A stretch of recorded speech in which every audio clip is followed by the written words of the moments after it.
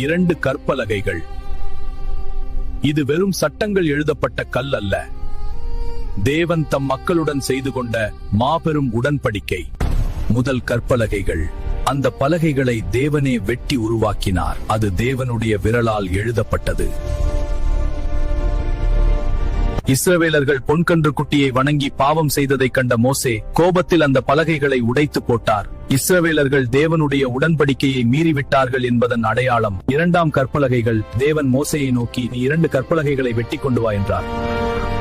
முதல் முறையைப் போலவே தேவனே தம் கரத்தினால் 10 கட்டளைகளையும் அதில் எழுதினார். உடைந்த முதல் உடன்படிக்கைக்கு பதிலாக தேவன் கிருபையாக மீண்டும் ஒரு வாய்ப்பை வழங்கினார். அதை பாதுகாக்க, அவற்றை வைக்க உடன்படிக்கை பெட்டியை செய்யும்படி தேவன் கட்டளையிட்டார்.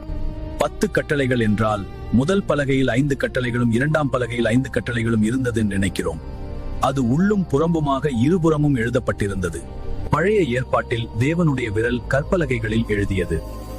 புதிய ஏற்பாட்டில் பரிசுத்த ஆவியானவர் தேவனுடைய சட்டங்களையும் விசுவாசிகளின் இருதயங்களில் எழுதுகிறார்.